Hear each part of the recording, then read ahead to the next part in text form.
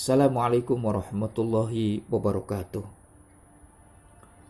Syekh Dr. Khalid Abu Shadi di dalam salah satu bukunya yang berjudul Awwalu marrah usolli wa kana lis-sholati ta'mun akhar. Para ulama sepakat tentang sebab didahulukannya ayat iyyaka na'budu daripada wa iyyaka nasta'in. Hanya kepada Engkaulah kami sembah, dan hanya kepadamu-lah kami minta pertolongan. Didahulukannya ibadah daripada meminta pertolongan karena hal-hal sebagai berikut. Yang pertama, mendahulukan tujuan daripada wasilah atau sarana, karena ibadah adalah tujuan diciptakannya manusia, sedangkan isti'anah atau minta pertolongan kepadanya adalah sarana untuk melakukan ibadah tersebut.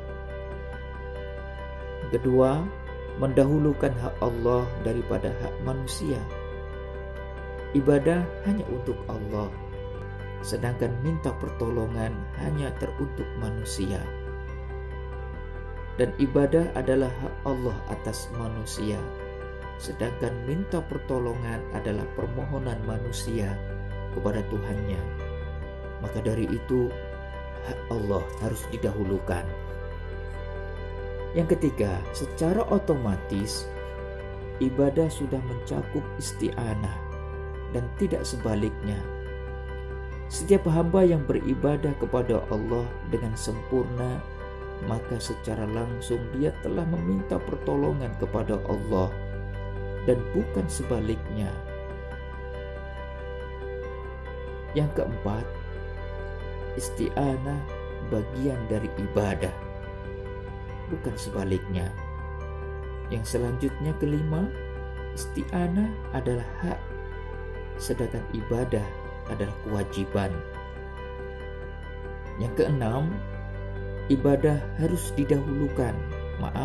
Ibadah harus dilakukan oleh orang yang tulus ikhlas, sedangkan isti'anah terkadang dilakukan oleh orang yang ikhlas dan tidak ikhlas. Yang ketujuh, ibadah adalah hak Allah atas diri kita, sedangkan isti'anah adalah meminta pertolongan kepada Allah atas ibadah yang kita lakukan. Jadi, isti'anah sebagai ekspresi atas ketulusan dan kesungguhan seorang hamba, maka melaksanakan hak Allah lebih urgen daripada mengekspresikan ketulusan. Yang kedelapan, ibadah adalah suatu kesyukuran atas nikmat Allah yang telah diberikan kepada kita. Allah cinta kepada manusia yang bersyukur kepadanya. Sedangkan isti'anah adalah kasih Allah untuk kita dan petunjuk Allah untuk kita. Jika kita bersungguh-sungguh beribadah kepada Allah, maka Allah akan menolong kita. Dan jika seseorang atau kita beribadah secara paripurna, maka pertolongan dari Allah berhak diberikan untuk kita. Dan yang kesembilan, yang terakhir adalah ubudiyah membutuhkan dua pertolongan. Yang pertama, sebelum melakukannya harus menetapi syarat-syarat sahnya ibadah dan berazam untuk melakukannya. Kedua, setelah melakukannya harus diiringi dengan melakukan ibadah yang lain.